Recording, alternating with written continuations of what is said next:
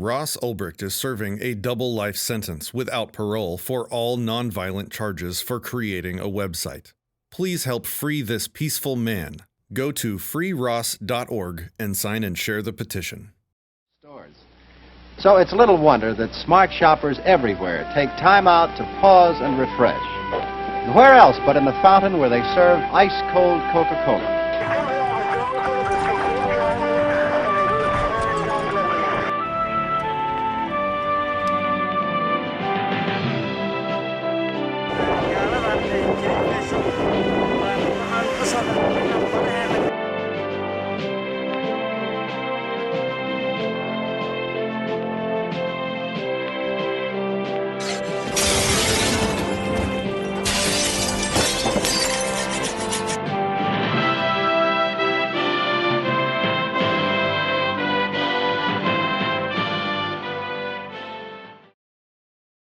The eMilitia Podcast, Episode 29, Pat Watson, Uncensored Tactical, Lock-Picking and Cocaine. Enjoy, fuckers. All right, howdy everybody. We have another guest episode, since apparently we are now professionals at that. And we have, I think this is going to be one of my favorite ones personally, not to say anything bad about our other guests, but we have Pat from Uncensored Tactical. And this is a man of many trades. He's a professional lockpicker. He teaches a class on it. He's publishing a book on it that's going to be releasing June or earlier. Former Coast Guard, former deputy sheriff in Florida, and he now works in the private security sector and subscribes to a lifestyle of advocating for voluntarism. So obviously, this guy fucks. How you doing, Pat? Wow, I have no complaint about that intro. That's beautiful. Thank you. It's a pretty good note to end on. This guy fucks. Yeah, thank you. Welcome to the show. Fucks and he came to fuck. So, Pat, how was your day? Oh, my day was great. I actually got called in for some OT at my slave job, so I made a couple extra bucks today. But I'm happy to be here with you guys. The government made a couple extra bucks today. Yes, well, they earned it. What? That was a joke. So if you guys haven't met me personally yet, one of my trademarks. I was about to say, I don't know why we have this guy on here. Let's kick this guy off. What the fuck is this? I'm not too good with my comedic delivery. It's a rare moment for my jokes to be actually Neither funny. is it, but we still like her. Okay. You don't have to actually be funny to be part of the eMilitia. Thank God. Oh, that was the first question on my list, by the way. Somebody asked, how was Pat's day? So, I figured we'd just get the ball rolling. Oh. I like that there's like real wholesome. There were some wholesome ones, like some really dumb ones. It's usually icebreakers. I don't know what's wrong with our audience, but they want to really get into the person-to-person stuff. Definitely. But anyway, we got BR here, Bloody Revolutions. We got Empress of Meme, myself, Pat, Reb. And remember, Hang'em died, so now we have his twin brother, Resurrecting Freedom, aka Rezi, on here. How you doing, Rezi? I'm doing you done good. Morning yet? He sounds the same. What's that? Can you ever really be done mourning? You just move farther away from it. All right. So today, as per tradition, usually we like to delve into our guest's backstory about what brought them to libertarianism. So, Pat, I mean, that's quite the colorful past, being Coast Guard, a former deputy. How does that lead into advocating for a lot of statism in there, man? Yeah, I was actually basically born and bred to be a statist. I come from a long line of male military and law enforcement fighters. It was in my blood. I grew up around the police department. I had every intention on joining the military as soon as I could. And I'm always cautious about saying this, but fuck it. So I don't talk much about religion, and I'm not very religious, so it's not meant to demean anyone that is religious, but there's a quote that Penn Jillette says, and he says, the quickest way to make someone an atheist is to have them read the Bible. Yeah. So I think one of the quickest ways to make people a voluntarist is to say, go work for the government. Absolutely. So I probably, to save you a long story, the reason that I'm now a voluntarist is that there were just one after another inconsistencies in what the government says and does and how they say it and how they do it and the rules they have for themselves. It's just the simple, logical math never added up for me. And it got to a tipping point where I thought, there's no possible way that this works. Okay, I have a question, just out of curiosity. What does the government do when they seize 80 tons of cocaine? What do they do with it? Sure, I would love to give you some behind the scenes info. So let's pretend that we're doing an operation right now, and I go, oh, look, a couple pallets of cocaine, right? So I take that, we get permission to seize it. How much does a pallet weigh? A lot. I've been out of the game so much, I don't remember the math, but it's a pretty big detail to forget there, bucko. It gotta be like 500 to 1,000 pounds, right? It depends on how high you stack Powder's it. Heavy. There's pallets like you put a level, like one stack high of bricks on a whole pallet, and then there's there's a couple bales high on this whole pallet. So it's hard to say, here's your answer, but it's an easy one. If you Google it, you can get a couple numbers. Speaking of numbers about the drug game, the media will give you a number and they'll say $800 million worth of cocaine was seized. You should probably ask yourself where they got that number from. So there's the pure amount that comes out of Colombia that we catch. And then there's the amount that once it hits Mexico, they cut it and then they package it differently. And that costs a different amount per bulk item. And then it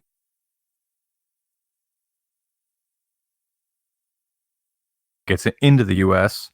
and then up.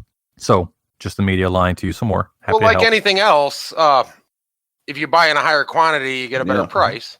And they're going down to the lowest dime bag, the smallest amount, and then they multiply that times the weight and give you some. And sometimes I don't even think they're even doing that kind of math. I think they're just making shit up as they go along. Yeah. Last week would not be the first or the last time I was featured in the media. Thanks, NPR. And it wouldn't be the first or the last time they were blatantly incorrect about it. Damn. Wow. There's a documentary on the pirate hunting that I did in 2009. And the documentary is called U.S. Navy Pirate Hunters. That sounds fun. Fun fact, I was on a small Coast Guard unit. And we were deployed to teach the Navy how to do that, to train them how to do that, to be the oversight, to tell them how to do that, and to operate with them as team leaders. We had all of the evidence. We made all the on-scene decisions, but they didn't say the word Coast Guard one time in that documentary. Oh, no. Wow. Thank you. You did it. Great, thorough, investigative journalism job. But I mean, if they didn't say Coast Guard, then you could, at the bar, be like, yeah, see this article? This is about me. And then say, yeah, you're a Navy SEAL. Cool. In the Coast Guard, we were pretty high speed. We were pretty autonomous. We got a lot of training thrown at us. We were very good at our jobs. We were deployed, most of us, more than 6 years. And there were guys that we worked with that were like, yeah, we're like basically Coast Guard, like Navy Spec SEAls. Ops, huh? Well, no, we're not Navy SEAls, but we do a pretty good job at what we do. How big were your crews that you were working with?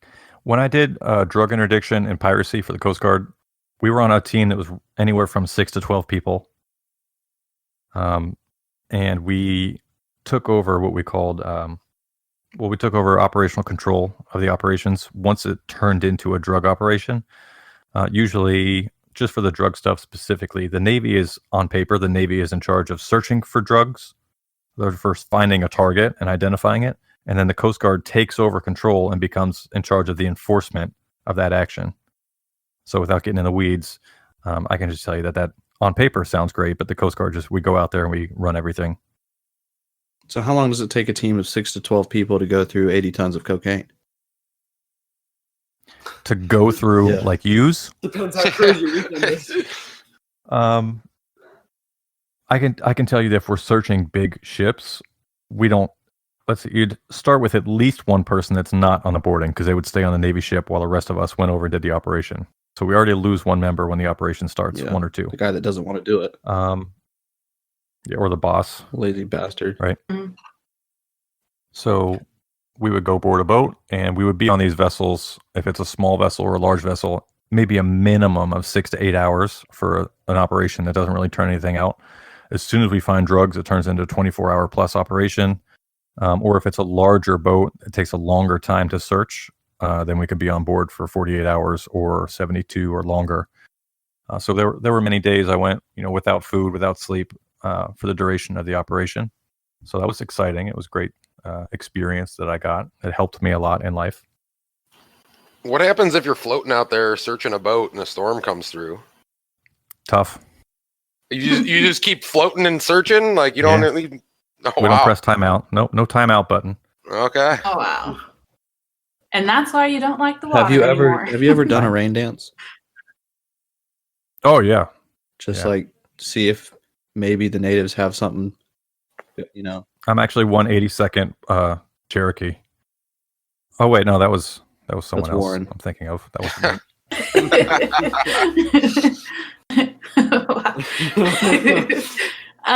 so was your work specifically what led you to voluntarism, or was it like a moment, like a Ron Paul moment or something like that? Sure, there were a bunch of milestones that kind of led me here. One of the first ones, don't laugh. I was with a relative and they had Glenn Beck on TV. And I was like, I heard him say some phrases like, don't take my word for it, do your own research. And I'm like, that sounds weird. That's not something you usually hear the media say. Right. And I'm like, okay, that's a good start. Let me peek in the door and see what's going on. And then I also went to a Libertarian rally way before the conservatives kind of co-opted it. And I went and I was like, it was a family member of mine and they brought me there. And I'm like, I don't want to go to a political rally. Yuck. So I go and everyone was like really nice and they were really down to earth. And they were like, listen, we're getting fucking trampled on by our government. Let's change that. And I'm like, okay, I can see that this is maybe not that terrible. You're like, damn, I need a new day job. Yeah, what were you doing at the time? Were you still... At the time, I was knee deep in the Coast Guard at that time. So you're like, did it occur to you that to put it delicately, jobs like yours might be trampling on the liberties they're talking about? I'll give you an interesting answer about that. So, if you're going to be forcefully stealing people's money from them, at least I'm happy that I was part of an organization where 99% of our efforts were spent in life-saving efforts. So I was happy about that. I still don't think if you have a cure for cancer, you still shouldn't be stealing people's money from them at the point of a gun. But in the system that we already have, I'm glad that I wasn't worse. I didn't. So do are you more harm. confirming cocaine is a cure for cancer? I guess we'll never know because it's illegal, right? I actually heard like a few people started with Glenn Beck. Yeah. Okay. So what were some other moments? Intro. I remember one specific moment that was a milestone for me. I was on an operation, and it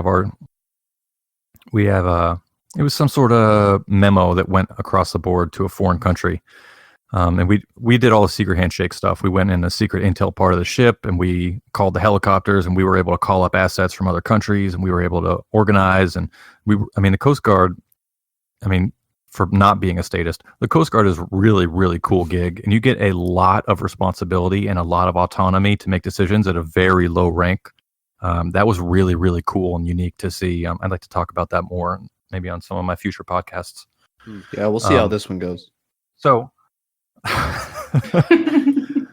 so I'm reading this memo that's going across the board, and it's like, roughly, it says, from the U.S. to this other third-party country, our mission is to build relationships through the drug fight, to help strengthen bonds, and to yada, yada, yada, and while working with other assets to teach and to train, yada, yada, yada. And I'm reading it, and I get to the end, and I'm like, okay, where's the part that says win the war on drugs? I'm like, that's odd. Let me log that away for a minute. So nowhere in the government books does it say we need to go win this quote unquote war on drugs. So there's, and I can tell you there's no intention on winning it, period. Another milestone that's very similar to that was I got really, really bored on a deployment, and a bunch of people have done this. It's in a couple books too, if I'm able to go back and track it correctly.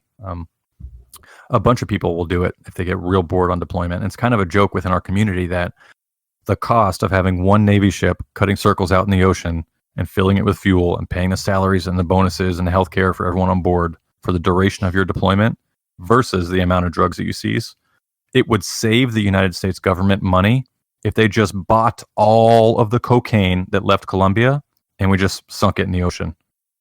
We just paid for it and bought it and burnt it and just destroyed it. It would save money so that we don't have to fight the drug war and there's no casualties. We just buy them out. That's so government. We do similar shit with terrorist groups, paying them off to fuck off. That's really what we should do. Should be like, you know what, ISIS? What's your bottom line?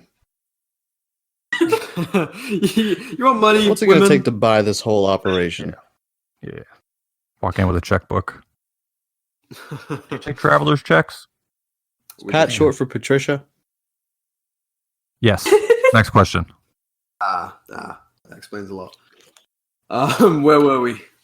So do you think there's any kind of malicious intent is a bit strong of a word, but do you think they're aware of how wasteful they are? Anyone higher up is like, we know this is not the most efficient way of doing it, or if it's just... Yes. So I don't think we ended up closing the loop on that one of the earlier questions of what happens to cocaine when we seize it. Yes, that is... Look at you. So, you're better at this than we are. That's one of my... I was terrible at that my first year of podcasting. Watch it, Buster. Well, good.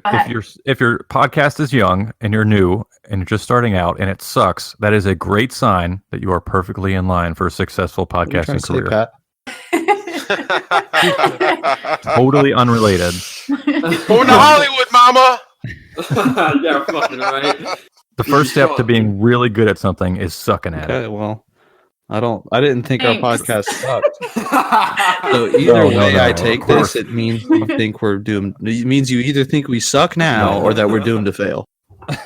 If we suck now, we'll do okay in the future. Or if we're okay stop now. Sucking when you let him close the loop on what happens to close the loop. I don't think that's how podcasts are successful. It's how it works. Like if you find out what happens to cocaine on your podcast, it'll be okay. So this one's fun. So we find what appears to be, it's funny because we have to use this phrasing, right? We say, I have found what appears to be possibly cocaine, right, when we're on scene. So then we test it. We take out a little tiny science kit. It's like a little baby Ziploc bag with some vials in it. It's got like a straw and a mirror. Yeah, a little credit card, razor blade. Perfect. So we take it, we dump it in the science kit, we shake it around, and we go, oh, look, blue, it's a boy. So we go, hey, we have what's called presumptive evidence that this is cocaine. It's not real evidence. It's like, it's a pretty good bet that this is cocaine. That sounds kind of odd for someone that's about to violate someone's human rights, but okay, sure, that's good enough. So then we take all of the cocaine and we seize it, and we take the people and we seize them, and then we'll take the boat and we'll either tow it somewhere and give it to someone else, or we'll sink it in the middle of the ocean, which is, wrong, but fun. Then we take the people and the drugs and we decide if those are going to go to any specific country or if they're going to go to the U.S. A lot of people don't know that. Sometimes we'll actually be enforcing the crime and giving the evidence and the people back to another country and not to the U.S. So that happens. If the drugs make it back to the U.S., they go into a huge warehouse where they keep what's called a representative sample. So they'll keep about, I forget if it's 10 kilos or 10% of the bust. I forget. It might just be 10 kilos. And then the rest of it gets destroyed. It does get tested in a lab scientifically to confirm that it is, in fact, the right molecular structure of cocaine, whatever. How do they destroy it? And it's supposed to get destroyed. Incinerators. It just super Doesn't hot. that just make crack, though? I don't know how exactly they do that. Maybe that's why they introduced crack. Could be. Maybe they were like, damn, we just made a better thing. Right. Here's another thing that happens. They use things like this for what they call a controlled buy. What's a controlled buy or a controlled purchase? What's the one that happened down in Mexico with the ATF? Oh, what? Fast and Furious? Yeah, Fast and Furious, right? So a bunch of controlled buys, right? Because those are always very well controlled and the items never disappear. So drugs will be used for controlled buys. And I don't think it's any secret that the CIA, and I'm sure a bunch of other organizations, will use drug money to fund other things that the government does. So we end up, I'm sure, reselling it to other people. I don't have any proof of that, but I do know that we have historical proof that we've done that. Of course, we would never do that again, right? No. This is the best version we've ever had. They're very well behaved now. So I learned that I was part of that machine. I learned that there were some gaps and some holes in that machine. I learned that there was some math that did not add up. I learned that there was no mission to actually win this quote-unquote war on drug. And then as I started to mature within that realm, I started learning about what actual human rights are.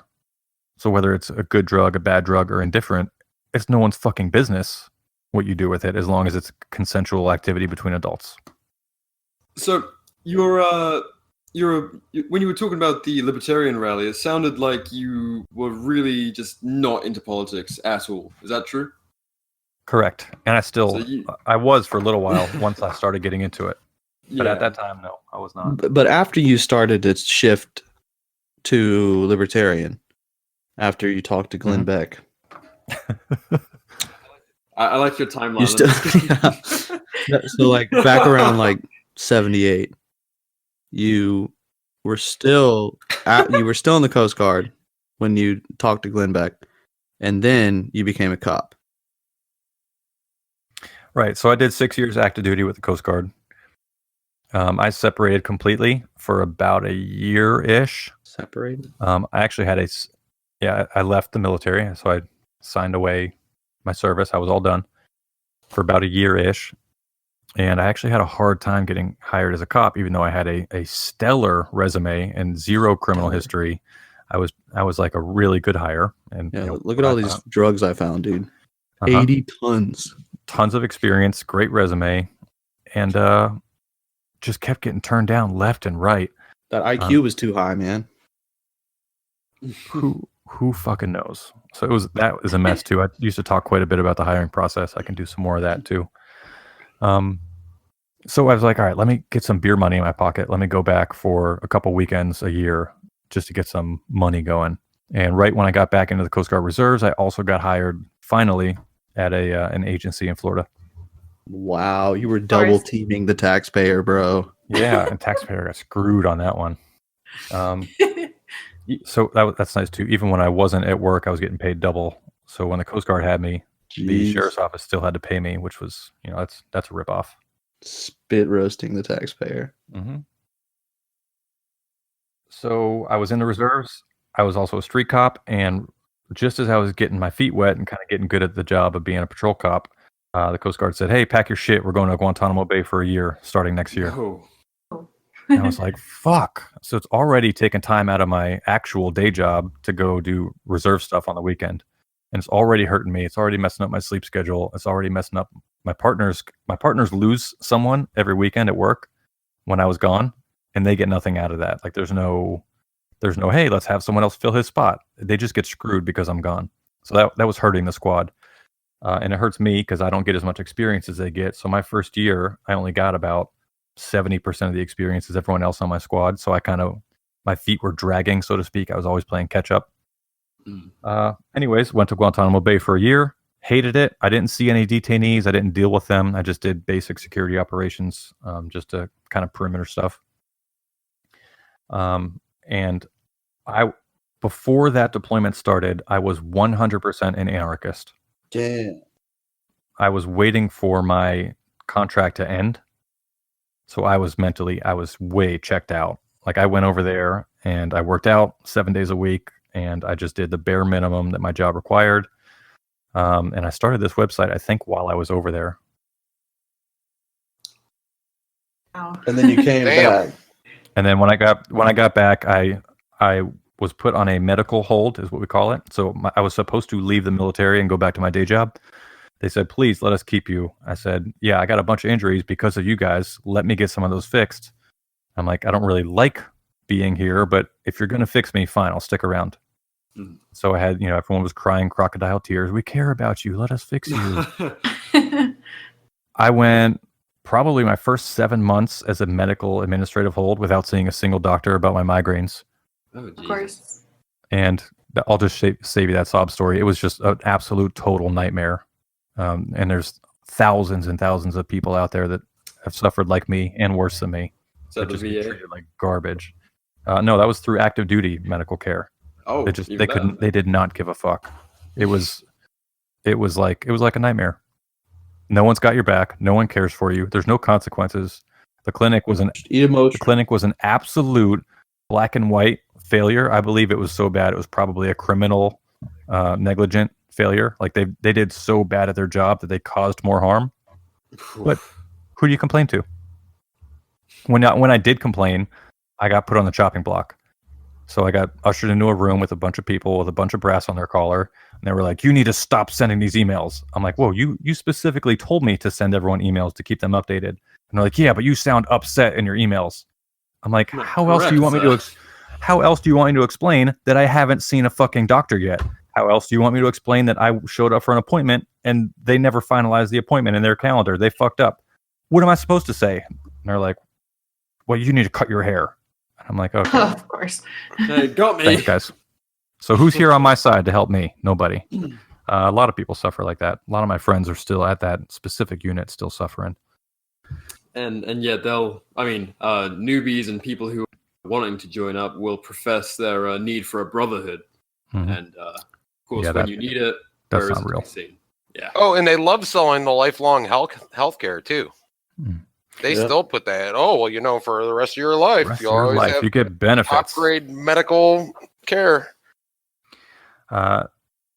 So a lawyer from the Coast Guard contacted me. He said, "Hey, I know you're about to get out. I'm supposed to talk to you before you get out of the service." I said, "Yep." He said, "Well, I see here that you're not medically fixed yet." I said, "That's correct."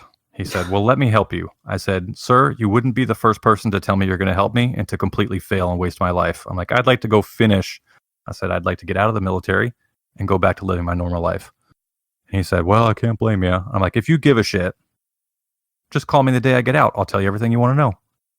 So I'm still waiting for that phone call. It's only been like 3 years. So I got out.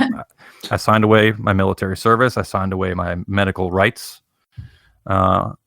I also, at the same time, got doxxed to my police department that I was working for.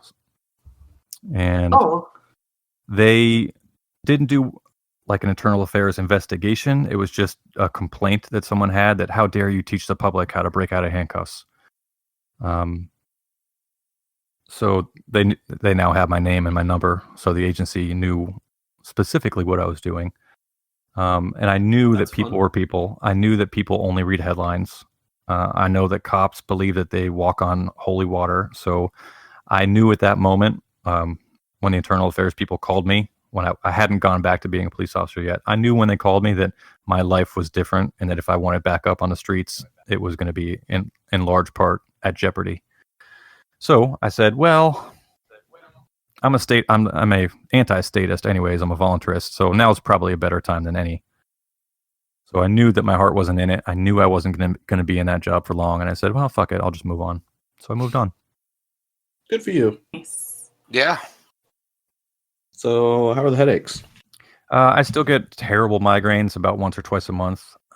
Depending on my diet and my lifestyle choices, sometimes it's once a week really bad. And sometimes it's maybe just once a month. Is that from an injury? It's from something in the service. I don't know exactly what. Damn. So it sounds like probably all the cocaine. Yeah. I mean, you can only do it for so long. So you said before we went on this deployment to Guantanamo, you were like a full-blown anarchist. Did you have like a Libertarian Party phase? I usually ask people if they were sort of like hopeful for the system for a brief period before they went full-fledged. Yeah, I pretty quickly transitioned through most of the stages of grief. I went from thinking Republicans were right and Democrats were less right, or Republicans were less wrong, is what I had thought for a little while. And it was the closest thing to Libertarian, and they kind of co-opted them, I think. And then I did a lot of reading. I can tell you, if you guys haven't heard of them yet, I would check out the Survival Podcast with Jack Spirko. I basically rode along with him, and I listened to his voice pumping through the speakers of my car and my ears. I went with him on his journey from being a statist to an anarchist over the course of about a decade. So I watched and listened, and I met him, and we were in contact with each other, but we never were like hanging out together. So I basically experienced his journey with him. A bunch of other people on the internet and podcasting, they were big helps as well. But I started to understand. I started to ask questions. And probably the biggest reoccurring theme that hammered me that the government is not right is my forte of what I talk about now on my podcast. It's bureaucracy is wrong. Every time a bureaucracy grows big enough, it turns into a nightmare. And the other part of that was training. So I knew in the government that training is done horribly incorrect. It's not effective. It has nothing to do with effectiveness in the field. It's all just paperwork to feed the bureaucracy. And I know how bureaucracies work. I'm intimately familiar with it. That's probably going to be my second book that I write. You ever fucked a bureaucrat? I support that message. I tried as much as I could. Trust me. In as many ways as I could. So that was the reoccurring theme, was this is so terrible here, this can't possibly work. And then I just saw it over and over and over and over again. Yeah, Jack Spirko probably helped the most. I can tell you Larkin Rose was probably my nail in the coffin, my final nail in the coffin. Good. Yeah. Do you still talk to Glenn Beck? Yeah. No, I got away from him a long time ago. I think he got away from us. Yeah. It was interesting to see on mainstream television. I watched a little bit of his private TV company that he started up, The Blaze. I was like, oh, cool. And then I just quickly realized, okay, this was a good start, but it's not for me. Oh, and there it is sinking. Oh, Christ. Let's leave him to it. My coworkers talk about the impeachment a lot, so I wanted to learn a little bit about it. So I listened to Glenn Beck's podcast because I thought it would be like kind of fair. Nice. Okay, so I'm not going to talk to you about that. All right. So, does anyone else mind if we get into lock picking? Oh, absolutely. Like, how did you become interested in it? Was it through your military or your police career? What is it about lock picking that interests you enough to give courses on it? Also, I'd like to know, is there some sort of Freudian draw to lock picking that interests you? You know, there's a small chapter in the book that I'm hoping my editor really liked reading, where I relate lock picking to sex. And Yep. there are so many innuendos you can make in the art. I actually have been teaching students for probably over a decade. I used to teach the military and police people that I worked with, and now I teach commercially to everybody. So many of my students have said, once they start struggling and working and trying to unlock it, you have to use your tool in and out with just the right amount of pressure. You can't force it open, but you got to be delicate. So you got to think foreplay, not rape. So there's a conversation that happens between the tool. And all the cops were like, I don't fucking understand. No, they don't get it. There's no way I'm going to get force this. only. So yes, so many of my students would end up saying that once you get that shackle to kind of pop open on a padlock, they're like, oh my God, it's like a climax, like a release, like it's like sex. It doesn't take the place of sex, that's for sure. But it has a similar feeling. There's a similar storyline. You have to use the right tool for the right lock. And although locks look similar, they might have different ways that they speak on the inside. So you have to find what works for them. You have to use just the right amount of pressure. Can't overdo it. It's got to be lubed up. Sometimes it's about how much tension you use more than it's about how fast you go in and out. And then you struggle for a while, and it's exciting, and you never know when it's going to finally happen. And then boom, you get your climax. And then, you go again. So yeah, it's very It sexual. definitely deserves a full chapter. Holy shit! I never thought I'd see the day where one of Guns' like sexual questions ended up being incredibly relevant. What the fuck? Yeah. No, it's quite relevant. I'm always relevant. I was thinking about doing a smut book too, so I don't know. Just as a companion. What's the name you would write under? The name? Oh God. You're not seriously thinking about writing a smut book if you don't already have a pen name. How about Steely Palms? Ooh, I like it. Like steel, like a padlock. Okay. Mm-hmm. Yeah, I dig it. So, following Hangham's question, or I guess Resi now. We gotta go with fuck. It's gonna get confusing. What initially got you into lockpicking? Was it like a natural part of your job, or was it like It was a part of my life. What initially got you into it? Sure. When I was a kid, I was probably about 7 or 8 years old at the time. And my dad was a 30-year cop. He was a long-time career police officer. And he went to some training that was very forward-leaning. They were very progressive, not in the political sense, but progressive, like trying to push the edge. So he went to some police training, and he comes home and he starts to tell us about it, me and my brother. So he says, well, they threw us into a jail cell, and they said we have to hide a handcuff key on us, and they searched us, and we had to get it through the search. And then, once we were, what does that have to do with once we were right, that's what I'm thinking as a kid. And he's like, then we had to take our handcuff key out of wherever we hid it from, and then we had to get out of the handcuffs, and then escape the jail cell. And that's exactly what I said as a kid. I'm like, that doesn't make sense. Dad's a policeman. Why would he have to learn how to break out of handcuffs? And he's like, well, if we know how to break out of handcuffs, then as a cop, we know what to look for to prevent that. And I thought, oh, it makes perfect sense once you explain it. So that little gem of information has stuck with me my entire life. I also saw, just casually as a kid, when my dad was off duty, he did a lot of work as an officer, but in plain clothes while he was off duty. So when you're in that lifestyle, you see things happen and you act even if you don't have the uniform on. So there would be people locked out of their cars on the side of the road. So I always saw him using a Slim Jim tool to kind of pop the lock. There were times when Slim Jims are so tasty. Yeah, there were times when we'd be locked out of an apartment or a house or a room, and he'd take out the credit card and shove it in the door jamb. So I knew that I didn't learn those as a kid. I didn't learn all of that, but I knew that they existed. So as a child, I knew, okay, this security world is not always what it seems. So at least that was constantly refreshed in my brain, and I saw it as I grew. I took that with me. I had a little bit of military training on it, not a lot. I did some professional training where I attended other people's courses. I did a lot of my own self-training. I did a lot of reading. I did a lot of studying. So I learned from a bunch of different avenues. And then probably what kept my edge the sharpest was in law enforcement. I got the most use out of this.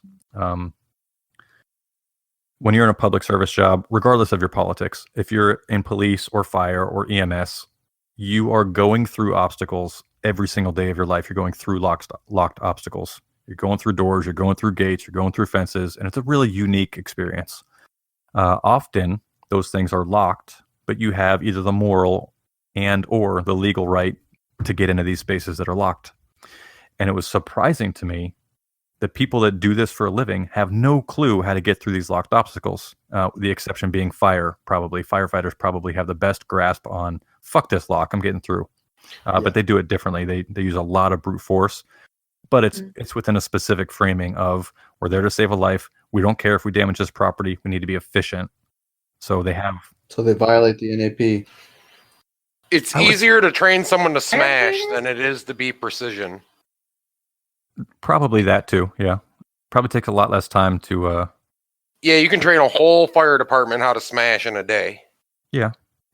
And it often is quicker than lockpicking, but sometimes it's not, and it's just, lockpicking is just never discussed. I was never officially taught lockpicking from the military. I was never officially taught lockpicking from law enforcement. I had one friend that went to one unique military survival school where they breached the subject a little bit. And I, in the military and in law enforcement, a lot of times when your friends go to a training course, they'll come back and you'll share that knowledge with your people. So that happened to me once at an official level. But I'm just shocked that it's so widely unknown in public service. So when I was a cop, that's where I got my edge sharpened the most, was in real life when I said, okay, someone's dying or dead inside this room. I have to get in there. How do I get in? So I already had a lot of training. I had a lot of tools. It wasn't in an official position, but I was the go-to guy where if we had to get in somewhere and if I was on shift, they called my name and I showed up and got them in. So I got a lot of experience doing that. That's what the book is about. It's about 10-ish chapters of case studies, and then it's about 10 chapters of some guidelines for the curriculum that I teach to my courses. That's like a legit book, not just like a guide. Mm-hmm. Yeah, I thought it was going to be a fucking scam, bro. Oh, that's not Sounds what I meant. Oh, come on now. We all knew what you meant. Oh, like, like a guide, like how-to pictures with like Don't backtrack small now. descriptions. It's like a book. Yeah, it's supposed to be a little bit more of an experience to kind of bring you along the journey with me to see how I developed the curriculum that I teach and how I choose the tools instead of just instead of how to turn this knob. It's, hey, here's me on a scene. Here's what I did. Here's what I thought. Here's who I talked to. Here's the order of operations, which is really unique. That's going to help a lot. So walking through a lot of my failures too. So that's a really big part of the book. I've had way more successes in getting into locked obstacles in real life, but you don't learn as much from that. All you can do is put another tech in the win column. So you learn a lot from your failures because they require change and growth. So I put a lot of my failure stories in the book so that people can see, oh, well, if all I do is I buy this one lockpick set and I walk up to the front door and I think, yeah, I can get in, you're probably setting yourself up for failure. So there's a little taste of the book. Hopefully you enjoy that. And now you do. Okay, where could we? I mean, where is it going to be when you launch it? Tentatively, I plan on it being at least on Amazon, like probably like the big three, on Amazon, on Apple Books, and whatever the other big one is, I forget. Okay. I'm gonna try to retain those rights to sell it through my website, at least a digital copy. And probably the primary intention was for it to be a primer before you take my course, or for a book to read after you take my course to kind of continue building those mental pathways. But it's also for anybody interested in physical security. It'll show you the illusion of what you think your locks and your padlocks and your doors and your fences. It'll show you the illusion of what those don't do for you. I feel like it would give me severe anxiety. And in the end, of course, I included a chapter on how to upgrade your own security for not very much money. Nice. I think our listeners will really like that. Sounds worth it. How much is it? Like $50? Yeah, 50, 60, something like that. I just kidding. I don't know yet. It's certainly, I have no interest in making it less expensive. It's a ton of value in that. Yeah. Well, don't sell yourself short. So secure that bag. So let me walk you, if you like, I'm going to go ahead and spearhead this real quick. Let me walk your listeners let me walk them into my world with a nice experiment here. Oh, please. Tell us how to pick your lock. And for you guys too. So let's do this. Because I've been trying to get in for 20 minutes and I can't figure it out. So for most of the audience, ever since you were a kid, one of the most common types of locks out there is called a pin tumbler lock. If you're not familiar, that's fine. Take yourself back to every single front door lock you've ever seen as a kid. And if you're looking at the actual keyway on the outside of your front door, you'll see a little zigzag. It's like left over right over left, like a little zigzag zig in the keyway, right? Everyone knows if you're looking at a key, like you're going to stab the key into your eyeball, like you're looking at it from that direction. Everyone knows it goes zigzag zig, right? So that's your first indicator that it's a pin tumbler kind of lock. And those are the most common. So for less than $15, I can tell you guys where to go and which tool to get to put in your wallet to keep it there every day. It won't add almost any weight or any size to your wallet. It'll always be there. It's easy to store. And it will probably get you with just a couple days of going on YouTube and getting experience that way at home. Within just a couple days, you'll be able to get through, 20, 30% of most of the residential front doors in this country. 30% is not a lot if it's like, a cocaine mixture. But if it's something that can change your world radically and give you access to something that otherwise would have ruined your day or your life, that's a pretty big percent for just a tiny tool that you keep in your wallet. Mm-hmm. So now you know you have your pin tumbler lock and you have your little tools in your wallet. So that's your first line gear. I have, 6, 7, 8 tools that I keep in my wallet. They add almost no space. They are not super expensive. I think the whole setup is ballpark $100-ish for the several different tools that I have. Nice. A lot of tools can be makeshifted and you can find them in your environment. And there's even one of my favorite things to teach in my course is different ways to access things that don't need any tools at all. There's a couple padlocks out there that you can decode like the wheels with just your hands without using any tool to shove it in there. Wow. Yeah. So that's usually a fan favorite. But I also really like that my curriculum, it's not exclusive. Or I'm about to rob everybody, bro. So the it's not an excludatory. Fuck, I don't even know if there's a word for that. Exclusionary. Sure. So I don't exclude techniques or tools or options. So when there's a time to kick in someone's front door to go in their house and save them, when you have the moral justification to do so, exclusive. Sure. You can add whatever content you want to your own skill set to make it that. I don't tell people to not use techniques or to not use tools. I like to keep it very much open. So I say start with this baseline, adjust it as you need to, and add to it as you need to make it uniquely your own. So that's something I teach based on principles. So that's one of my principles that I have to have, which is everybody's different, everybody's special, everybody's got strengths and weaknesses, everyone's got a different budget, everyone's got a different area of operations. I'm going to help as many people as I can to get started and to have a solid foundation.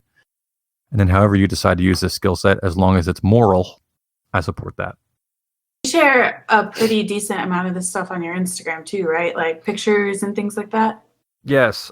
Because the podcast is getting big and because I thoroughly love the liberty movement, I've been focusing a little bit more about on my government shit posting on Twitter. So I scaled back to Instagram a little bit. But yes, I have a YouTube channel that's got some content. There's going to be more when I release the book. Of course, I'm going to have a lot more lockpicking content on the YouTube. I do have a lot of it on Instagram. And yes, I will be adding more to both of those. Go back through your old posts. If it's new, it's like you're posting every day all over again. Yeah, I'm definitely getting back into that. For anyone listening, I teach based on principle, like I said. A lot of that also comes from failure. It comes from some of the good instructor, and so I'm getting a little bit drunk. Some of the good instructing that I've had in my service, but most of the bad instructing that I've had has been really valuable. So I teach based on principles. If anyone in this crowd, and I'm betting there's probably a bunch of people. If anyone in this crowd wants a really good time with an instructor that's approachable, who has a goal and a focus to get you to use a brand new skill set in the field to be effective in real life with this skill set, my course is about half full right now. I only have 8 seats open. I'm going to be teaching in March around the Tampa area. I only teach for now about 2 or 3 times a year. So if you're out there and you want to get in on a very good class with a lot of value, with a lot of return on investment, I would highly recommend at least checking out and seeing if it's for you. I mean, I'm almost sold, but does your class include a happy ending? The happy ending is you get to go home with knowledge, you can't. We do have a structuring rate that's semi-flexible. I can see what I can add in. It's not a yes. I want a hand job. It's not a yes, but it's not a no. Nice. So, sorry, go ahead. Are you going to be sticking to Tampa, or are you planning, I mean, just for now, is it going to be sort of local before you plan anything elsewhere? Or? I can tell you with a pretty good outlook, I will probably from now on until life takes me otherwise, from now on, I will probably be teaching at least once in the Tampa area and at least once in the Indiana area. Each of those, both once a year at a minimum. Anything else on top of that will be, if you contact me and you've already got the students lined up, I'll basically teach wherever you want. Oh, nice. Good deal. What would your sales pitch be for teaching getting someone to sign on for this and convince them it's as important as, I don't know, like a first aid course? Because that's very popular in our community, and people they understand the value of being able to take a life and save a life. Right. You've mentioned about being able to get through doors to save lives and stuff, but what would your sort of be? Sure. So here's actually one of the first sales pitches that was given to me as a gift. They kind of did the marketing for me. It was brilliant. One of the guys on my Discord set up a course, and he has a, what would you call it? A preparedness group near where he lives, and they meet up a couple times a year, and they train, and they're very active, and they're very smart, and they're not the run for the hills type people. Like, they're just normal humans that want to also be prepared as a group to help their community. So they usually do one rifle course once a year and another course along with it. Oh, cool. And so they had one course planned. I think they did some legal stuff, which is really important. I would like to live in an anarchist world, but we don't. So course, there's some pragmatism. So those guys took one of those legal courses, and they also invited me. And the pitch of the group, the head of the group to the guys was, listen, guys, we take basically a version of this rifle course every single year for like more than $1,000 a pop. And he's like, what's the return on investment for that? Something that we may never, ever use, but something we can also do on our own, and we can also do at the range. And he's like, if we take Pat's course, it will drastically change the way we view our world. He's like, and what good is a gunfight if you can't get through the door to have the gunfight? So it has so many more wildly varied usages that's why I'm so comfortable charging what I charge, because you absolutely 100% will use this skill set in your everyday life. And if there's an emergency, it doesn't matter how skilled you are to do whatever your job is on the other side of the door if you can't get through the door. Oh yeah, like, to be cheesy, this will 100% open doors for you in your life. Well, also on the flip side, if you know what it takes to open a door, you can make your place more secure and give you more time on the other side of that door to get ready for what's coming through. Even if you're a businessman, right? So let's say you have $10, $20, $30,000 worth of supplies in your business. You take my course once, and you are able to prevent a break-in or multiple break-ins because you understand how security works instead of just the illusion of what the Home Depot store sells you on a lock. Yep. If I can prevent that, you have made an immediate 10 times return on investment on your purchase. Hell yeah. And it doesn't even have to be tactical. There could be a medical problem on the other side of the door, which is in one of my case studies, or two of my case studies in the book. It could be, this is really good too for your job, even if you're not in a tactical job. So imagine you're that guy, right? The boss is like, fuck, I locked my keys in my car. Or fuck, we got to get in this wine case because we have a big party coming tonight and there's a little tiny lock on the door, but I can't open it. And we're not going to use a pry bar. So what do we do? And you go, oh, I got it. Chink. Now you're that guy or that gal, right? You're the one that they call. So budget's kind of tight, right? And they go, we got to get rid of somebody. Is it going to be the person that just saved all your operations with one little lockpick set? Or is it going to be the other guy? So you can build value in whatever team or job you're in if you're the person that understands that security and you can help bypass it. I locked myself out of my apartment like 4 times this year. Well, looks like you're going to have to attend Pat's course. Well, with that, I watched a video on lockpicking on YouTube, and the guy said he learned it because the coffee machine at work sucked, and the only way to change the internal temperature was to pick the lock and get in there because they wouldn't change the temperature, and he was the hero of the fucking office then. Yeah, you become the hero so easily with this. There's something I think. I don't know. I've had some really shitty hot coffee. You guys might like this one.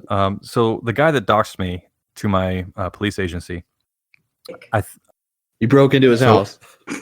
You killed his whole family. He complained under a false name, which is funny because he complained that I write under a pen name on the internet. He complained to my agency using a false name.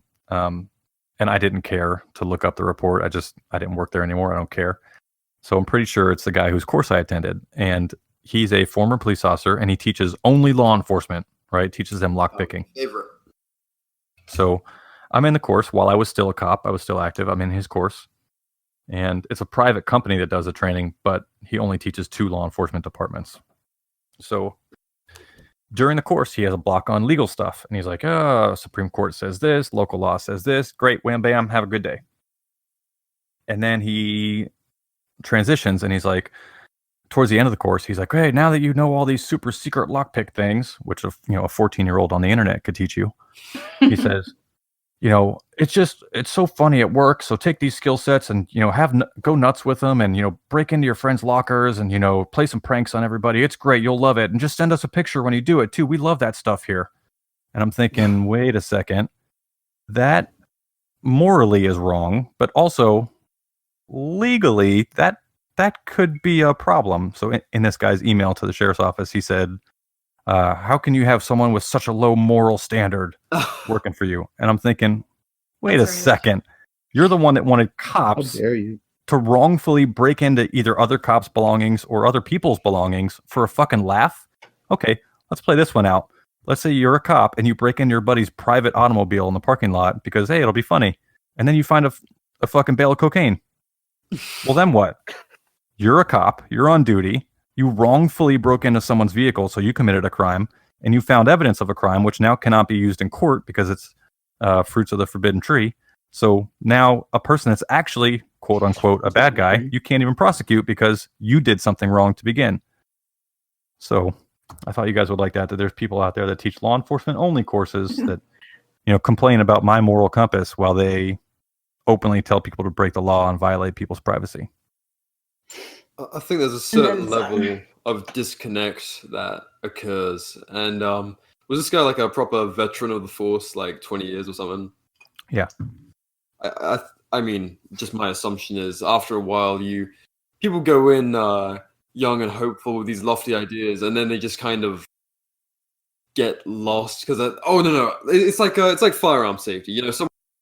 A FUD might be shooting and hunting for 50 years, and then one day they fucking ND because they're just I'm safe with guns. I know my guns, and I'm sure it's the same with the law. Like, no, I'm a moral person. I'm a cop. I've been doing this for a while, and they just can't even recognize their own flaws at that point. Well, in like TV shows and movies, they push that too.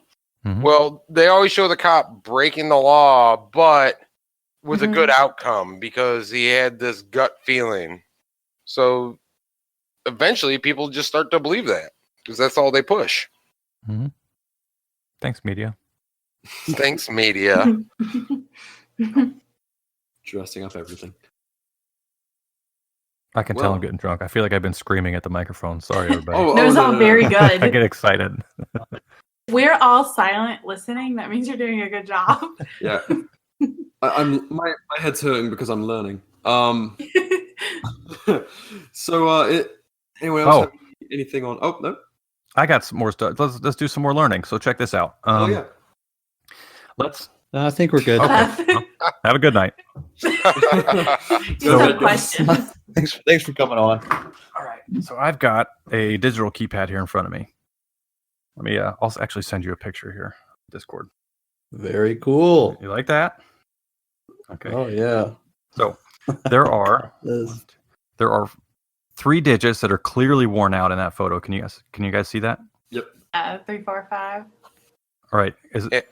If you look I won't make you wait all night, but if you look real close, the number 7 on there is also rubbed out. Oh yeah.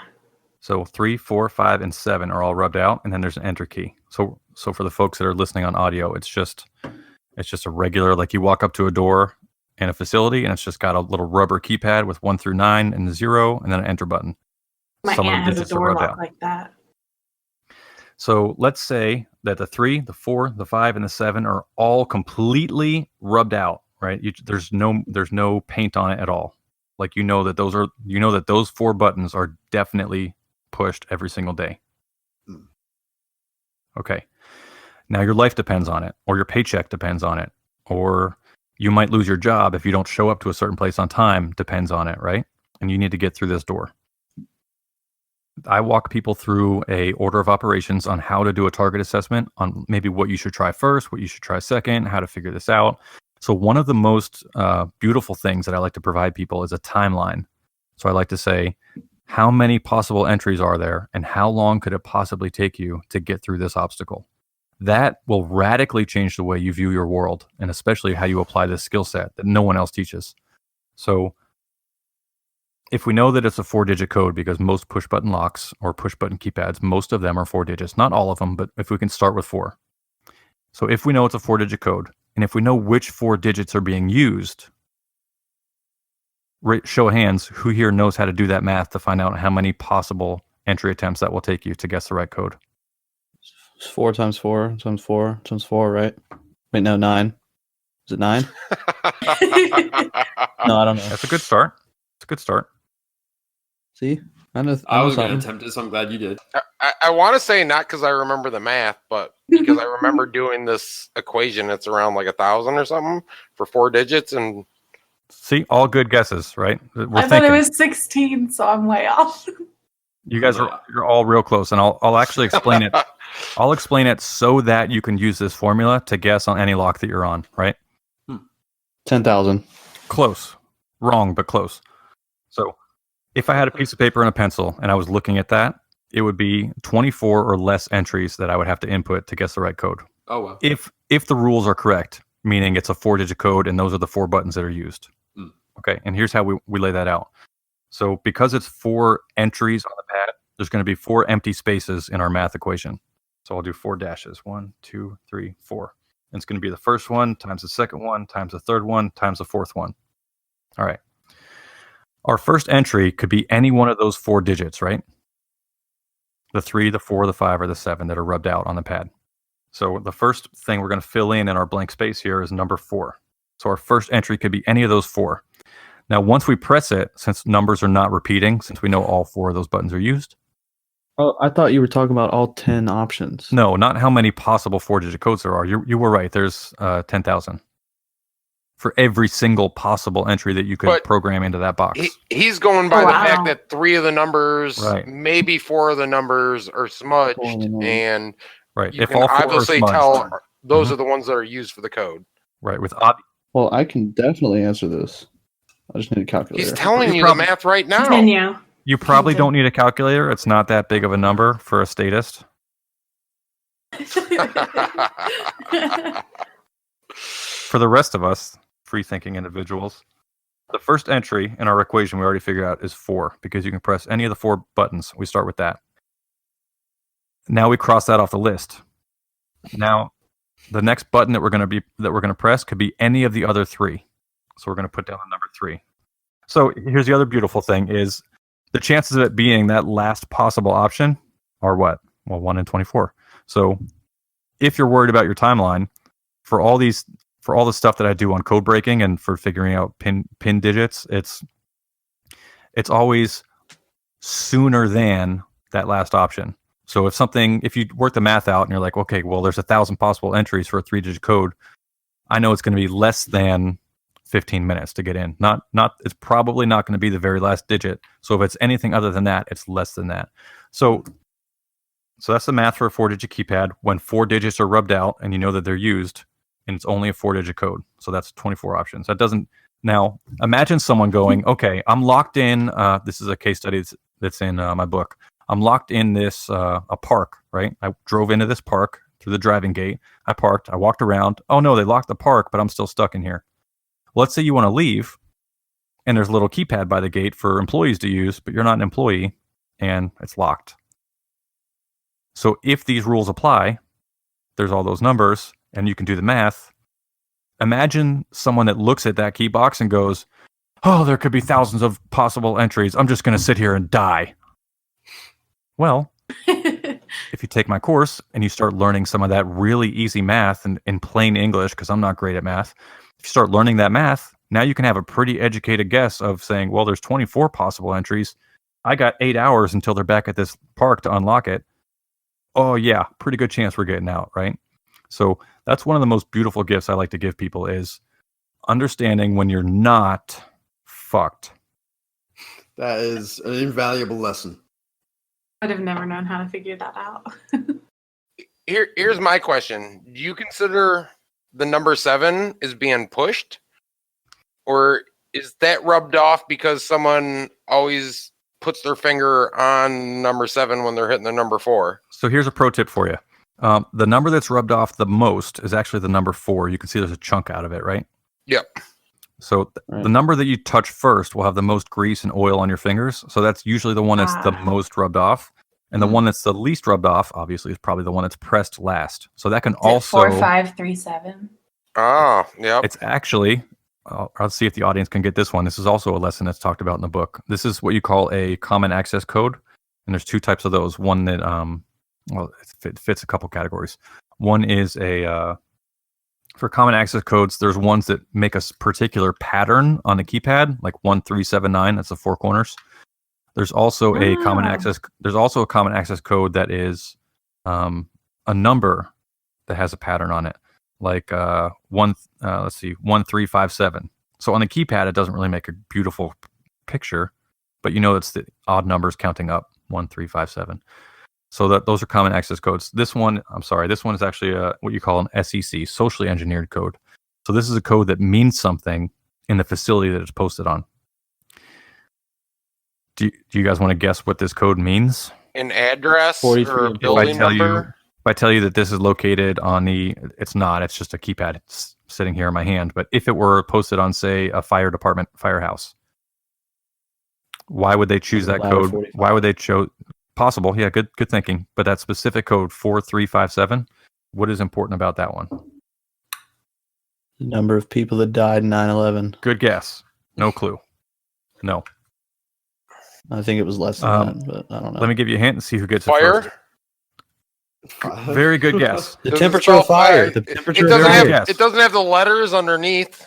It doesn't have the But- letters, but some facilities won't.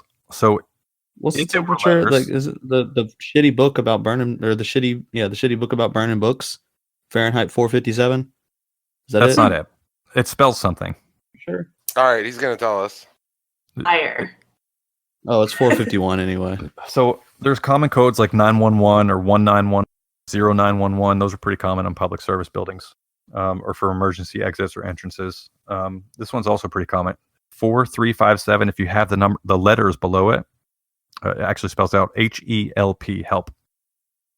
Ah. So there's if fire would also be a really good option if it's on a firehouse. So that's when you can, if your code breaking doesn't happen, right? If you're like, some digits are kind of rubbed out, some aren't. Oh, I don't know, maybe sort of. And if you don't have enough time to go 0001, 0002 for a brute force attack, you could start socially engineering and spend 5 minutes on it and go, okay, where am I at? Let me look left. Let me look right. Are there 4 letters somewhere posted near this that I can look at? Are there 4 numbers on the address I can try? Because those are also very common. So I give you all these different avenues of attack for code breaking. It's not just, it's not just MacGyver where you put, invisible powder on it and hit it with a blue light. You're giving us too much, man. I love it. You're giving us too much. I don't know if you guys can tell, but I'm passionate about this. So I'm just on it's autopilot. It's a completely different discipline that I really haven't met anyone with this kind of expertise. So to hear the avenue of attack and the way that you would go about teaching, I think is going to be invaluable for our audience thinking about leading into one of these courses. Because I mean, when you hear someone, oh, I'm an expert in this, it's okay, fair enough. But how do you teach complete nimrods such as ourselves in lockpicking? Like I don't know. I'm pretty sure no one here has a fucking clue. So. Yeah, so well, I bought a lock picking kit because of Pat and his Uncensored Tactical. It's just a cheap, like $10 kit, but it got me into. It gave me some basics. Every lock I popped was purely on accident. It never happened purposely, but it gave me some mechanics and some learning. Like I definitely need some better tools. I think I can make better ones than the shitty ass ones I bought. But it was only like $10 and it got me into it, and good. Hell yeah. You said we could make lock picking stuff out of our environment. What kind of stuff? Like bobby pins or something? I'd be happy to. This is one of my favorites. There's something called a Shim Attack, SHIM, a Shim Attack. So a tool that's called a Shim would be a tool that slides between 2 obstacles to kind of create some space. I was like the credit card. So there's an attack from both sides of the door, and there's a phrase called a push door and a pull door. So if you turn the handle and push the door to open it, you're on the push side of a door. If you're on the other side of the door and you turn the handle and pull it, you're on the pull side of the door. And the lock could be on either side. So if you are on the side where you turn the handle and pull the door towards you, push side. I'm sorry. If you turn the handle and push, I'm doing this in pretend world, so give me a second. With a beer or two in. If you're in a low security setting, usually, and even sometimes in some high security settings due to bureaucracy, which I'll explain a little later if I remember, all you have to do is look around, especially if you're in an office type setting or a bureaucratic setting, and you grab a laminated sheet of paper. Sometimes a credit card is a little too stiff. It might not navigate its way around the angles in the door frame. So you go grab a laminated piece of paper, and you shove that sucker in the door frame until you find that latch, and you just shove the whole thing forward through that latch, and sometimes that door will open right away. Here's some troubleshooting for you. If it doesn't work, you can take that laminated piece of paper, fold it in half, and you can try again pushing forward through that area where the latch is. If you're still struggling, here's some more value. Counterintuitive, as one hand is pushing that laminated paper through the latch area, you're going to not only push on the door handle, you're going to pull on it a little bit too. So like a rocking motion, like you're pushing the handle forward, like you're opening the door, and you pull it back. So you're creating a little bit of wiggle and some breathing room, because sometimes when you try some of these techniques, there's so much pressure on the latch that even if the technique would work, just the act of pushing through that door creates some sliding friction that makes the technique not work too well. So by pulling the door, you take some of that sliding friction off. You gotta wiggle I it. can see why sex is You a good gotta wiggle metaphor it. for lockpick. Yeah, sometimes you just needs a little wiggle.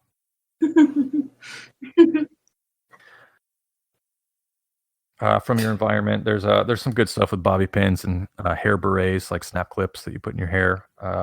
I used a broken piece of fence wire to get into my high security dorm room when I was in Guantanamo Bay with a shoestring and a piece of fence wire. Oh, dang. Christ, that's something anyone could pick off the ground and smuggle in. Well, I was always told for a tension tool, you could use the little stainless steel strips they have in windshield wipers. Yeah, wiper blades are pretty common. It's a really good one out there.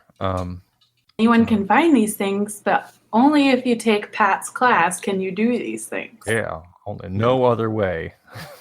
At all. So here's another good metaphor for that. You can learn a lot about brain surgery by watching hundreds of hours of it on YouTube. Yes, you can get a good start. You probably need someone looking over your shoulder, though, telling you, might not want to do that, and like helping you physically guide your hands. Okay, so would you consider yourself as skilled in lockpicking as a brain surgeon is in brain surgery? In some ways, no. But in other ways, yes. Okay, well then why would I go to your class? In one sense, I had no idea what I was doing. Or, forget it. Well, I think I'm once at the again, bottom sex of is a my good analogy. I had no idea what I was doing, but it worked. Yeah, exactly. The first time, it was an I accident. knew exactly what I was doing, but in another more real way, I had no idea. In a very real sense. I had no idea. Yeah. Great. That's an Office quote. Yes, Like I tried. one more thing. I'm also going to plug The Office. Watch They The need Office. It's a great show. One more thing before we get to questions. Your podcast, you talk about like tactical stuff, Yes. like all kinds, right? Yeah, I'm happy to talk Is about it all censored? sorts of stuff. Some would say. Actually, the only part that's censored about my show is the special series NOAG, Never Owned a Gun.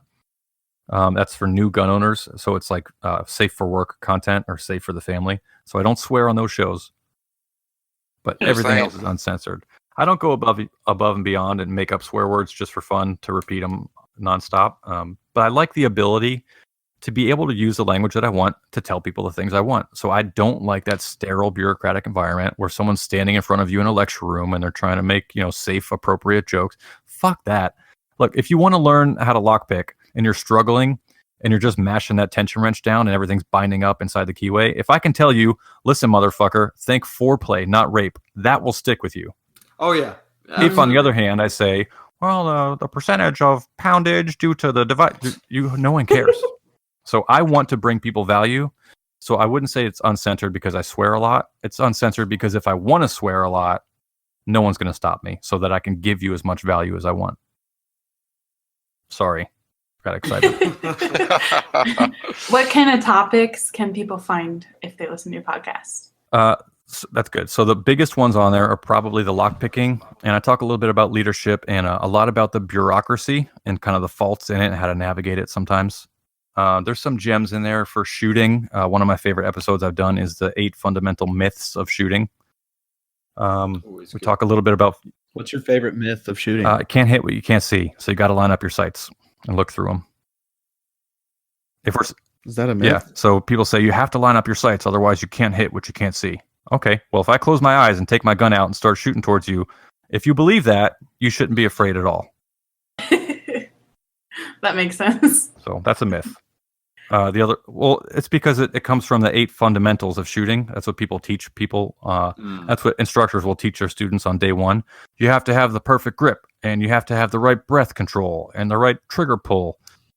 If you watch typical NRA stuff, right? If you watch a video of a shootout at a 7-Eleven, nobody is worried about trigger control, and nobody is worried about pulling the trigger at the right point in your breath cycle. That will get you killed. So those are all myths. The only thing that has to happen in a gunfight is, for you to live, is you need to shoot the bad guy a lot more times than he shoots you before he shoots you. Mm-hmm. And when the trigger goes click, run faster. the gun should be pointed in the right direction. Those are probably two of the most important things. No one cares what your grip is like. No one cares how you're breathing. No one cares what your stance is like, because you should probably be moving or behind cover or both. So that's one of my favorite episodes because I just shred those fucking myths. I really like doing that. I like a no-nonsense approach to things as well. What else is on there? Fuck, I don't know. I've been busy lately. Let me scroll through my feed. I'm on like episode 130-ish, something like that. Oh, nice. A lot of insight. My latest one, what makes a government a government? That's probably my fastest downloaded episode I've ever had. It's a really good episode too. Thank you for that. I agree. Yeah, a lot of gun stuff. We have tactical gift ideas. That was a good one before Christmas. Oh, here's something I haven't ever discussed, but I want to, so you guys can help me with that. I don't do holiday shows. I don't do New Year's Eve shows. I don't do Christmas show. I talked about gift ideas. I don't give a shit what day it was when we recorded that. I don't do it for Christmas, but I don't do any holiday shows because I hate when I'm listening to a really good series or really good show or really good podcast and they go, today, all we're talking about is Thanksgiving. And I'm like, well, fuck, I want your content. I don't want Thanksgiving stuff. If I wanted that, I'd go to Macy's, you know? No offense. Well, you're definitely not going to like a podcast we have. No offense. If you do that, that's fine. I still. Second time you've said some really, really like right angle shit. We're all talking on our call like, oh boy. Here, about our podcast. Let me defend myself. So, no, I get you. Biting the Bullet just did one on their year in review, and I thought, damn, that's really good. And I said, I really like that. And then I had probably this whole week I've been thinking, fuck, should I do a year in review? Shit. We also did that. So that's great. And I saw that on your feed. We only did it because they did it. If you do it, I'll still love you, but there's a reason that I don't do it. I want to make sure that people know that if they come here for content, they get the specific content. It's not that you can't do that. There's reasons why I choose it. Just to show you your guys listeners come for a different kind of content than ours do. Are you saying you didn't like the Christmas episode? Because we got a lot of positive reviews. It's next up. Positive, negative reviews. We didn't get any got a lot of good reviews. Sorry, go ahead. We got loads of reviews. I don't know how good they were. We do martial arts a little bit. I'm going to do a lot more of that in the future. What else do we got? We talked. One I got a lot of good feedback on was the recent body armor one. Oh yeah, that's some I get the myth on most that. questions out of any gear or any tactical shit on body armor because it's the thing. There's such a lack of readily available knowledge that's reliable. Like people will tell you anything, but usually they're trying to pry a few $100 out of you, rather than Hell no. stop you from dying. Yeah. Well, I feel insulted, but I mean I understand. You'll recover, mate. I'm sorry. I'm honest and I'm passionate and I'm sorry. I'm gonna take your lockpicking class just so that I can break into your house when you're not home. I bet you probably could. And he's on probably got like 30 locks on his door. And I'm gonna do it on a holiday. On principle. Yeah, motherfucker. Do you ever just like lockpick your own door? I try to break into every possible access point on every place that I live. The manager's office? No, I mean like the place that I own. Like I know. Either my specific apartment or my office or my my house. Is it like a necessity? We want to get into some questions? No. Okay. I do though. So Got a lot of good ones. I'm gonna monopolize this conversation. Right. I have a lot of really good ones. I was really impressed with my followers because usually they only ask dumb shit because that's kind of my brand. But they got a lot of good ones today. Proud of y'all. So the first really good one I got was, do you prefer femboys or traps? Oh, for fuck's sake. Well, I did learn via YouPorn that it's not gay if it's a trap. So let's go with that. We finally have an answer. Yeah. From the guru himself. You heard it here first, folks. Well, I'm pretty sure I've said that. Hashtag life All right, lessons from porn. Emp's turn. Okay, we actually it's a pretty good question. What deserves more attention from people in the liberty community? What are the options? No, it's an open-ended question. Like, what does he think? Just in general, what deserves more attention? Yeah. Top of my head answer would be self-ownership.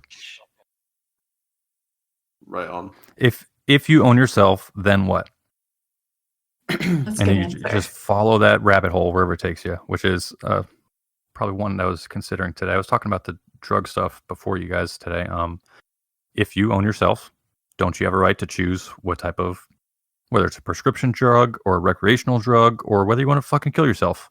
If you own yourself, which would mean no one else owns you, then who would be able to prevent you from choosing what you put in your body?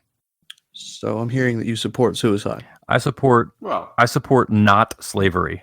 So it's a real big issue in Europe, the topic of euthanasia, and people don't commonly tie a big tent topic that rightfully, as you say, isn't talked about enough or focused on enough is self-ownership. Everything from what I can put on my skin, what I can put in my body, what I can do with my body in terms of like sex work and such.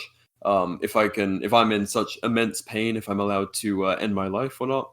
And people wouldn't readily stack all those things together if they come from, I don't know, perhaps a more conservative mindset like a lot of us do.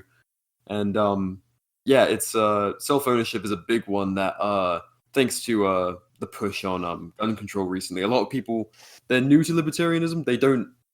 They haven't been introduced to these topics so much. They're more on the legislation side of guns, but really that topic it extends to everything. Self-ownership, like how may I protect myself, what can I do with my body, etc. So right on. Before I go into a real big run on that, I love it. You got a bigger one? Moral of the story: on yourself. Yes. So on the topic of body armor, I've got the simple question of steel or ceramic plates and anything you would like to stack on. Just as a quick run.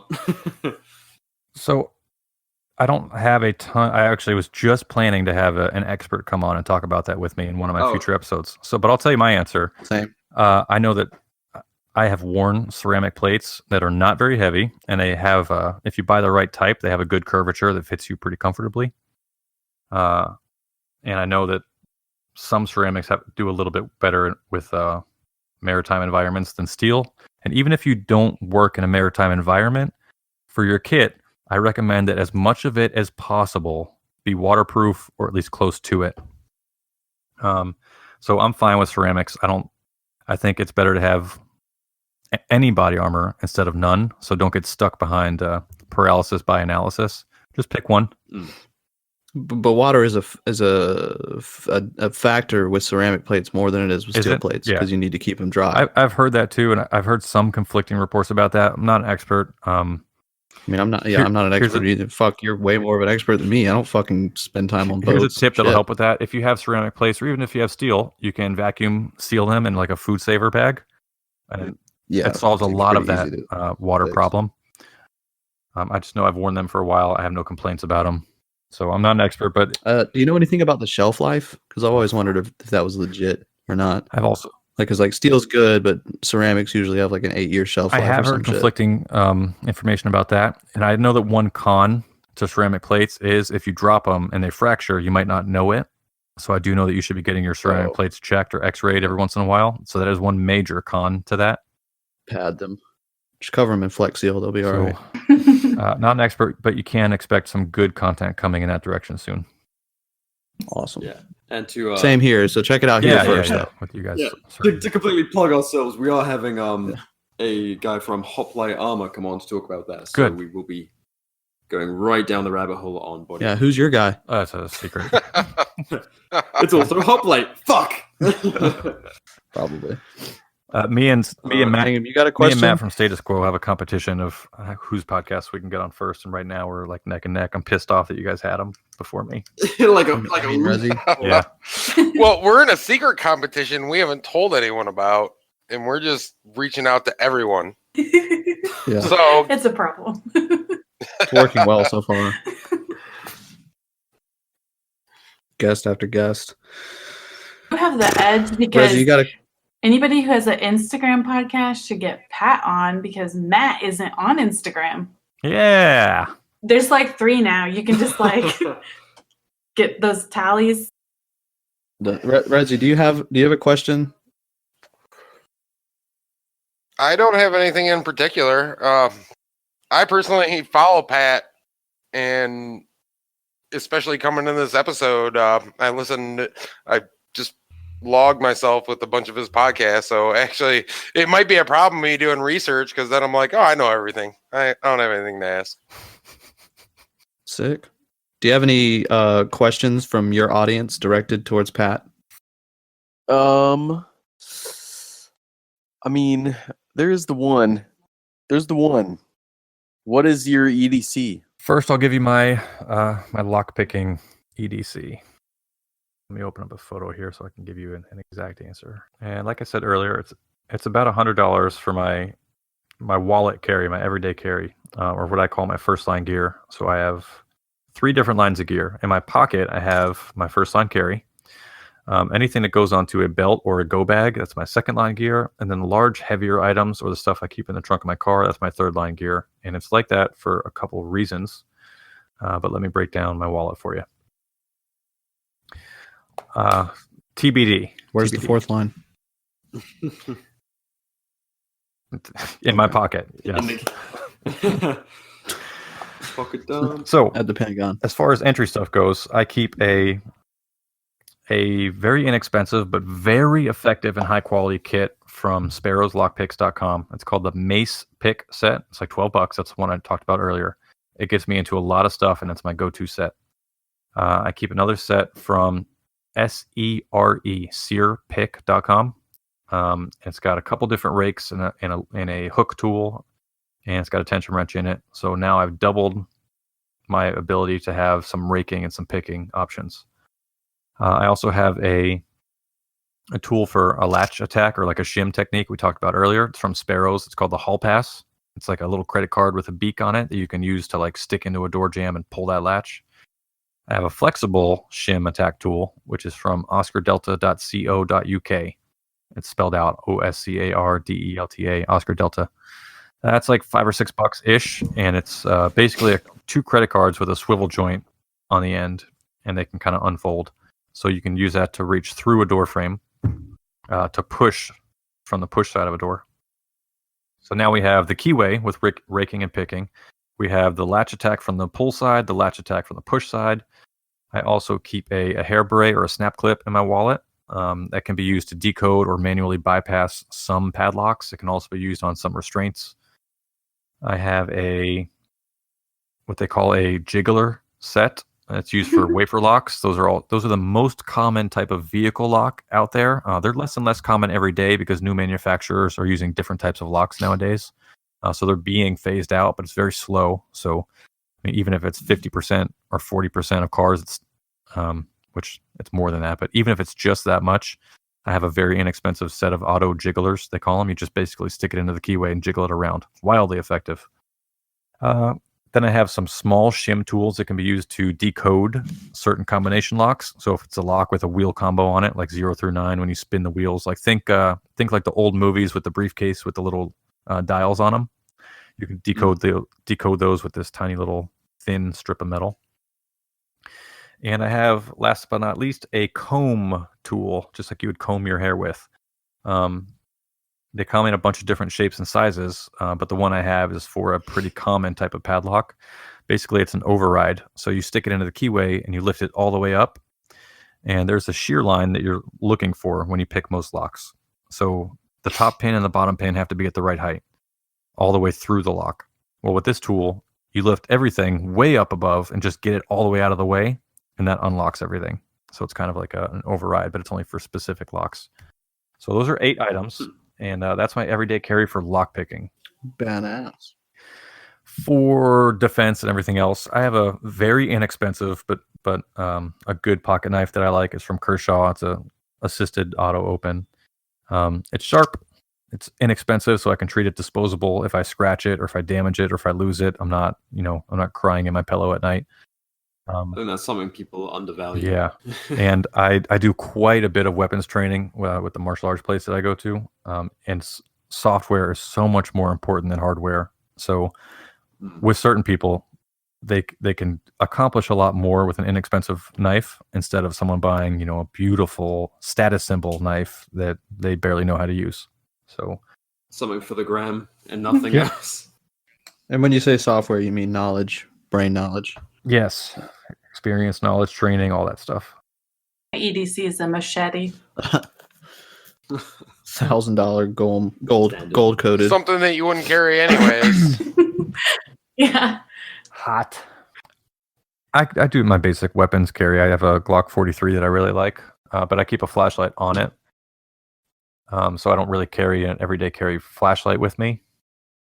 I just have one. So if you ever need a flashlight, you just pull a gun out. That's a very important question. Somebody's like, "Oh, I dropped my keys." You're like, "Don't worry, I got you, fam." Everyone else uses their phone. So. Just get down there on the floor and start looking. I'll just walk up to you. You get a bank or something. Yeah. Power goes out. Florida man arrested in bank for pulling out gun. Found $100 of lockpicking equipment in his wallet. Hey, can we name the podcast "Florida Man Teaches Locks"? God, no, please. Florida man finds 80 tons of coke. Oh, Uncensored Florida Man. Uncensored.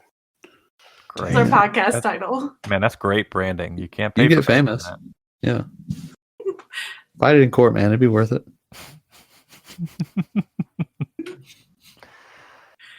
All right, Amp, ask your question so that I can steamroll you next time you talk. Oh man, I thought you were going to interrupt me. What's your favorite next time. What's your favorite non-professional life hobby? Non-professional life hobby. You porn. Said non-professional.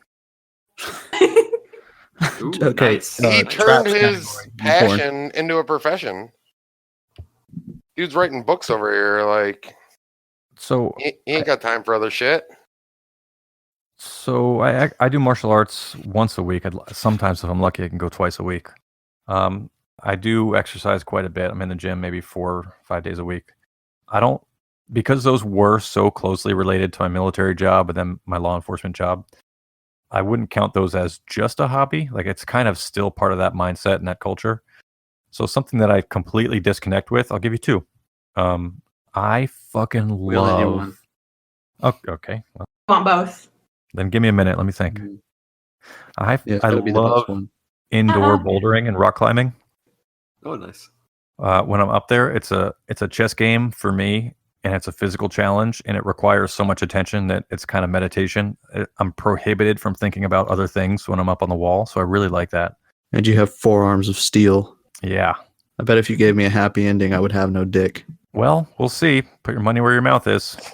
Uncensoredtactical.com/courses. I'm coming in 2 ways.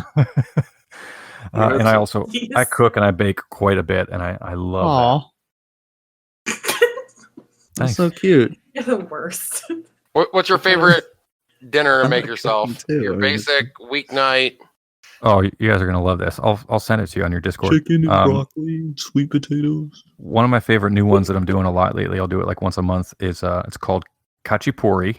It's from the country of Georgia, not the state. It's a Georgian dish. Oh, cool. And it's basically like a I don't think we would have thought it was from Georgia, the state. it's a With well, a you name never like know. that. Fucking hillbillies.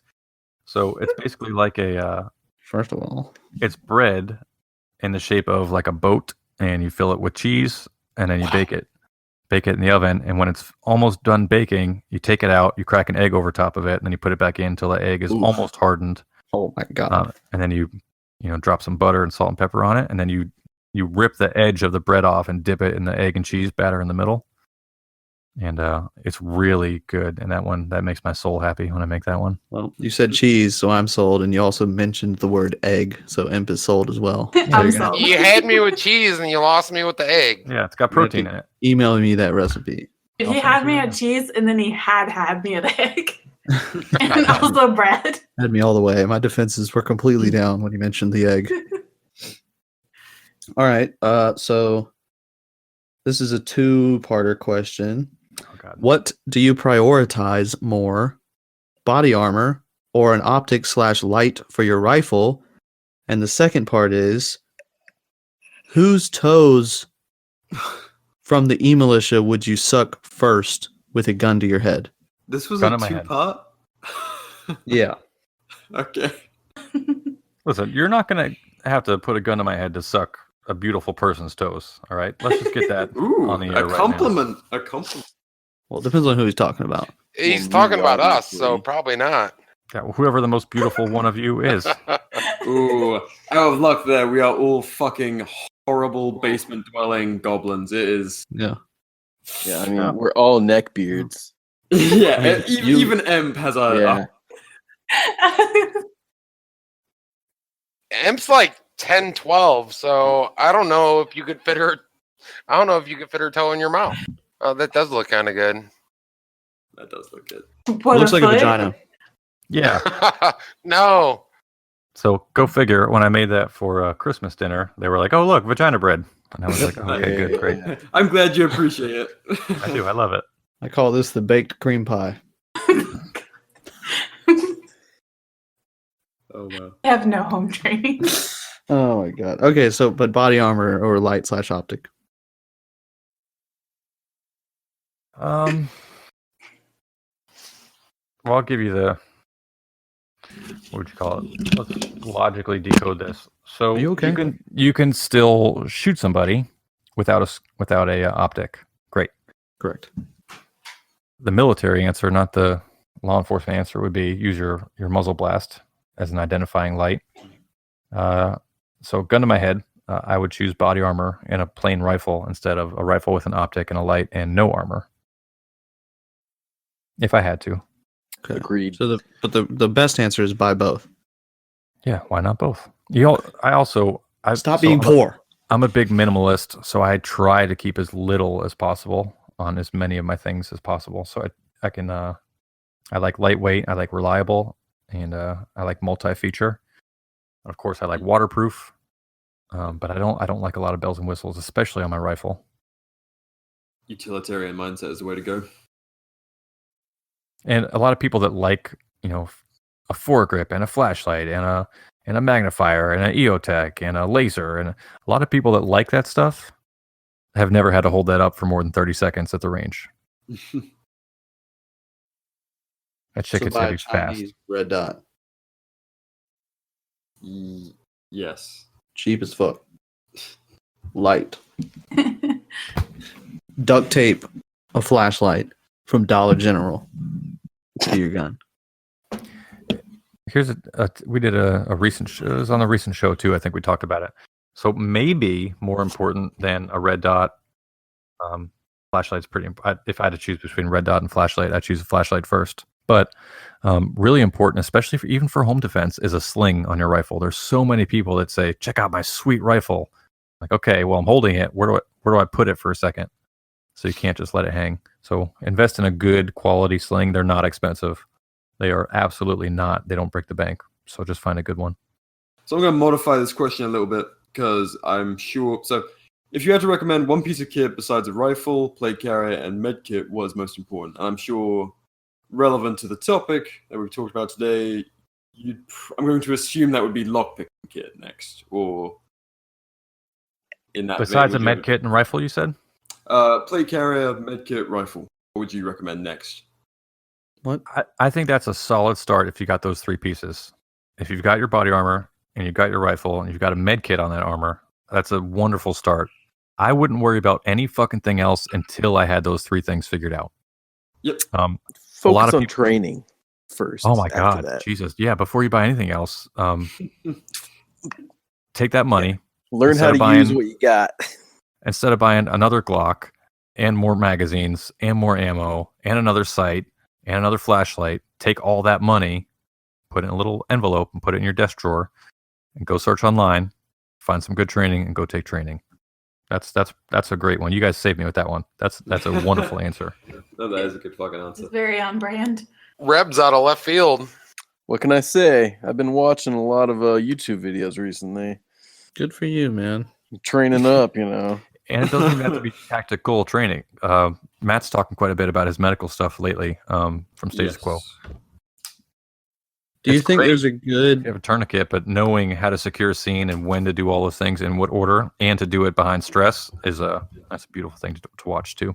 Oh, hell yeah.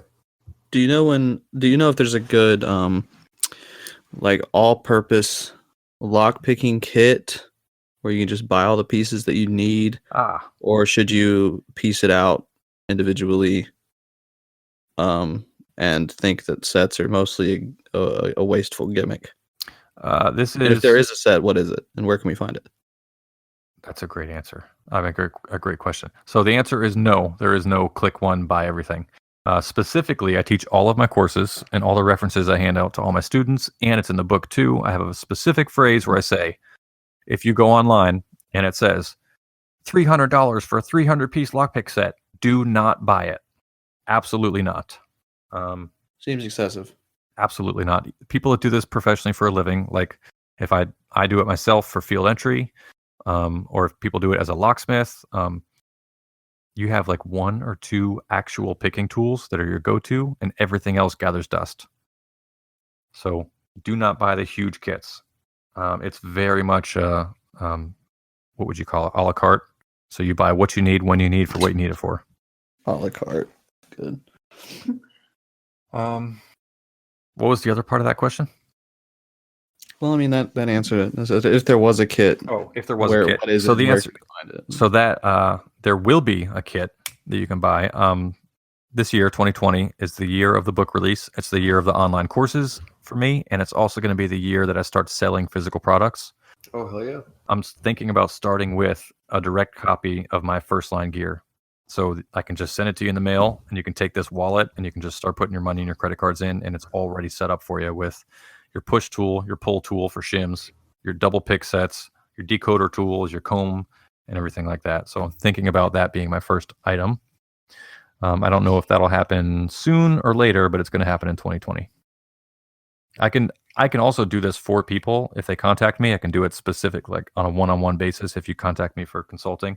What other services do you offer on a one-on-one basis? Dutch rudder, double Dutch rudder, whatever.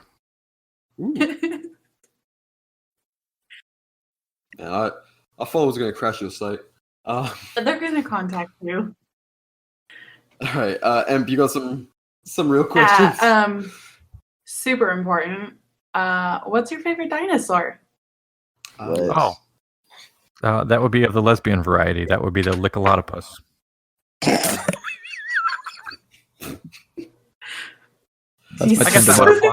I guess it could also apply to male dinosaurs that are, hetero or bi, whatever. Binosaurs. Yeah, don't discriminate. Whatever kind of dinosaur you are. Just living that best life. Let your dinosaur flag fly. Maybe you're a flying dinosaur, maybe you're a swimming dinosaur. Do what you want. Okay. What are your thoughts on the IRA? That's a real sharp turn. Dinosaurs IRA. That's you mean the IRA? The IRA, yeah. I don't know enough about it, but it is a topic that has my attention. I'd be willing to learn more. Okay, so you know nothing, but you're willing to learn something, but not really. Just like drug usage. I have no experience, but I'm willing to learn. Oh, here's a good one. So, in the world of tactical breaching tools, what would you recommend as a way to carry them? So I guess more for like quick breaching rather than stealthy type pick a lock to a place kind of stuff.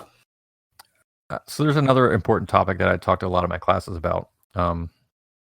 It's economics doesn't mean just money. A lot of times it means time and it means space too. So you can't carry everything. That is definitely a question of economics. You can't fit everything on your belt. You can't put everything in your pockets. If they're talking about the standard, like you're watching a SWAT movie and they run up with a battering ram, the only way to carry a battering ram is not in your pocket or on your belt or even on your back. It's like in the trunk of a car. So What I would carry, breaching shotgun is an option, but you got to be real careful, guys. If anyone out there thinks, well, I got my shotgun with me as a last resort, I'll just shoot the handle off the door. Trust me, that's probably not going to go the way you want. It could end up with you shooting yourself. That's really common for people that don't know what they're doing with that just experiment on their own. They get shot themselves. That happens a lot. What kind of shells do you need? There are very specific shells that you need for that. You can't just say, oh, I got double-aught buck, or oh, I got a slug. That's not how it works. I promise you that is not how it works. And you need different ones for different types of doors that have different types of frames. Okay, so please be aware of that. So what kinds? I don't know. It's a very specific answer for that. And I am not the person to give you that answer. I have that training, but that's probably not best if that answer comes from me. So here's my answer to that question. I would go out and buy a very good hoolie tool from a reputable source, a hooligan bar. That's going to get you into a lot of doors. Instead of buying a battering ram, you can just learn how to kick really hard, as long as you do it safely. So that covers a lot of bases for you. And then an option for carrying is you get I forget what the inch diameter would be, maybe a 3 or maybe a 4-inch diameter Charlotte pipe, like PVC pipe. And you attach that to the back of your kit. You tie a little strap with either parachute cord or tubular webbing, works really well. You tie that to the end of your hoolie tool. Then you slide your hoolie tool over your shoulder into that PVC pipe. And then the line that you tie onto the end of that, you just clip that with like a cheap carabiner, like a $2 carabiner, so that you can grab that line and pull it, and it'll pull from the bottom, and that whole hoolie tool comes back up. Nice. That's Awesome. That's a topic that I just had no fucking clue about. I didn't even know there was such a thing as breaching shells. So that's, I'm sure, very valuable information to a lot of rednecks out there who are in danger of shooting themselves, fucking around with door frames in the desert. It's literally deadly serious. Yes. I have a good question. What is a good, so somebody, I don't know if you know, Scotty Likes It from Twitter. He wanted to know, what do poor people in shitty apartments do to defend themselves? I guess make their apartments more secure. Sure. That's an easy one. So one of the least expensive updates that you can do to your home security, that's the fastest to install, you can do it yourself, it's inexpensive, and it gives you the fastest and highest return on investment, is go up to your front door with a screwdriver, open the door, and when you're looking at the door frame, that's called the latch strike plate. It looks like a little brass colored or silver colored rectangle with a hole in the middle. That's what your latch will strike when you shut the door and it closes on its own, and you hear that ka-chink, like that hits the strike plate. So look at that little strike plate, unscrew it, look at those little screws. They're probably 1 inch or 3/4 inch screws that go into the frame of the door. When you kick in a door, all that you're doing, you're not kicking the whole door off the frame. You're not kicking it off of the hinges, and you're not breaking the metal for the door latch. What you're doing is pushing that little 1 inch by 1 inch metal latch through the wood on the door frame, and you're bringing that screwed in latch plate with it. That's all you're doing. It's a very small kinetic action. So you take that little latch strike plate out, you look at the screws. If they're little 1 inch screws, you throw them in the garbage. If you already have the screws on hand, don't do this before you leave the house, but you go leave the house, you come back, you bring your just 3-inch wood screws, and you drive those into the studs of your house with that latch strike plate. So when the metal plate starts pushing through that door frame, you now have screws that are 3 times as long that are drilled into the studs in the frame of your house. That will save your life, and it's very inexpensive. It's very quick. It's very easy. And even if it doesn't completely stop them from kicking your door, it'll slow them down enough that hopefully someone else will hear it, or you can get on the phone with 911, or you can get that gun and that body armor ready.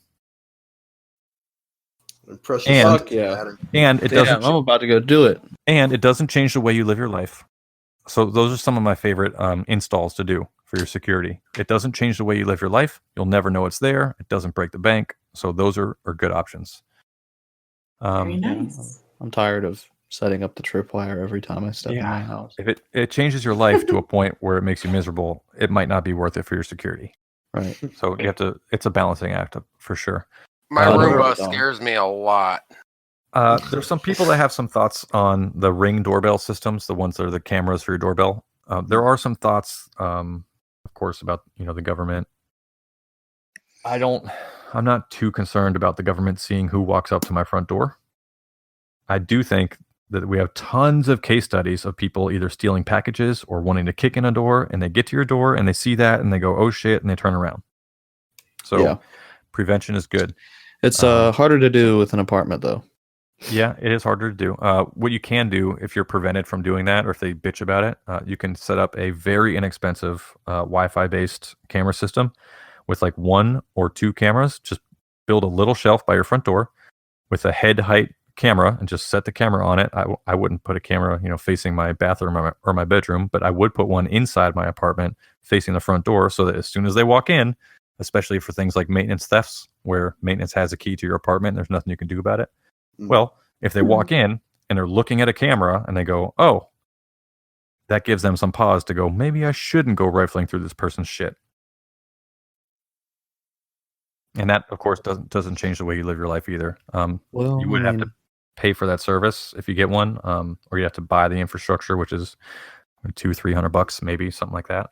If I ever happen to watch the video logs and see the kind of company I invite over in the middle, it would definitely change my life. rather forget that as quick as it ends. Exactly.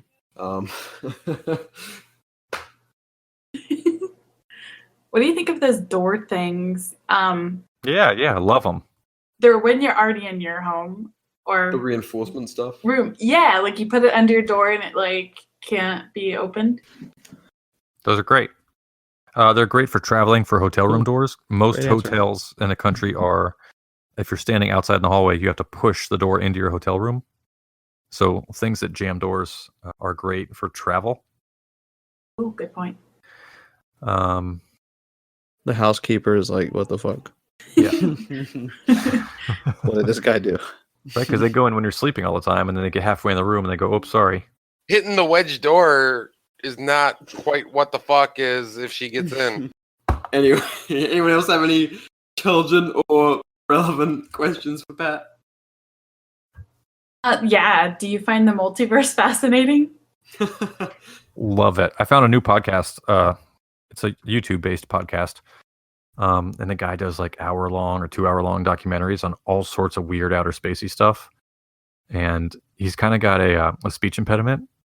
So he talks funny, but I love it. So luckily, my day job, I'm able to listen to podcasts for like most of my shift, and that's fine. So I've been binging that, and they talk about the multiverse and black holes and time dilation and all this shit. And sure, of course I find the multiverse fascinating. That was Awesome. a real question. Well, since I think we're about to wrap up, I'll ask one more good question from a follower.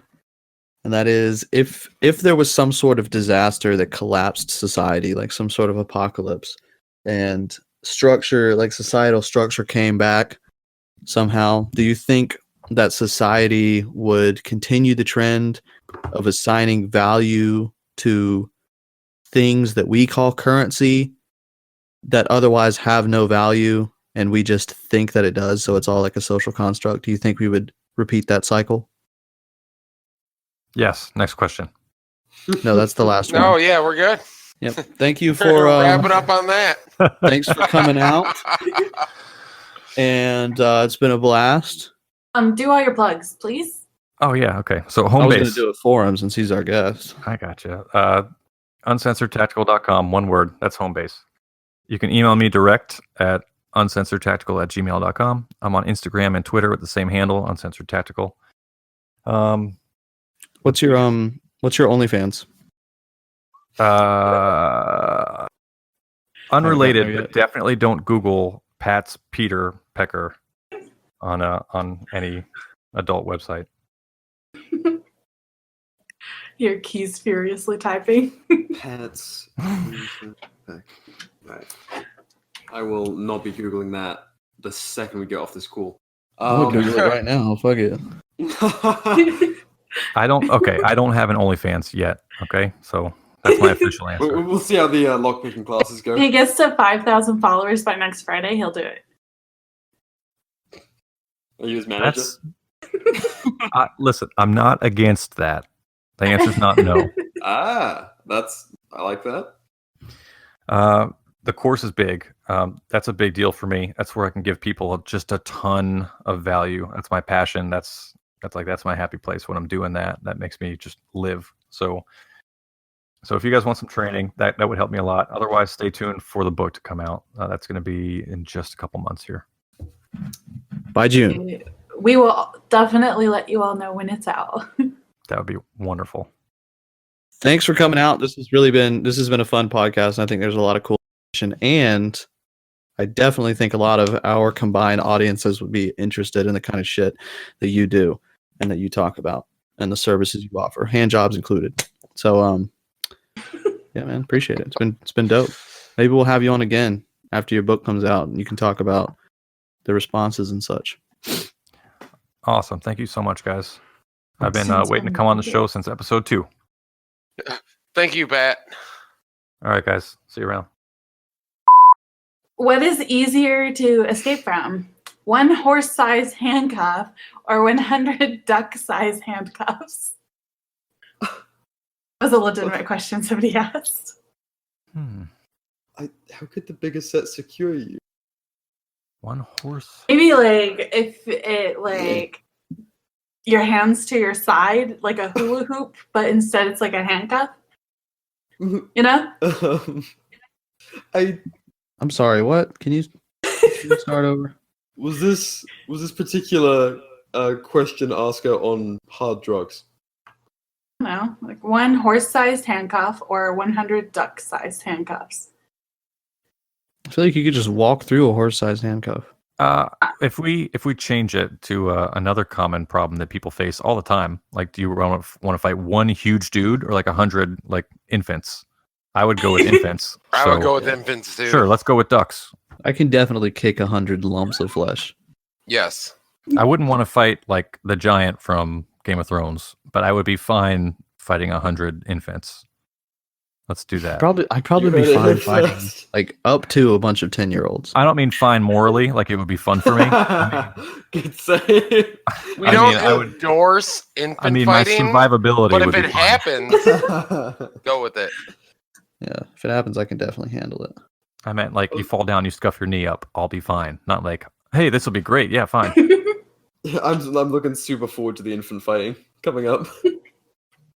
You do it, wear a GoPro, please. for research purposes. Have the pro on ya. I was really waiting for Emp to come out with a bunch of hard-hitting educational questions, and as usual, disappoints. Disappoint's not the right word, but there's always that's where you were going. There's always a surprise.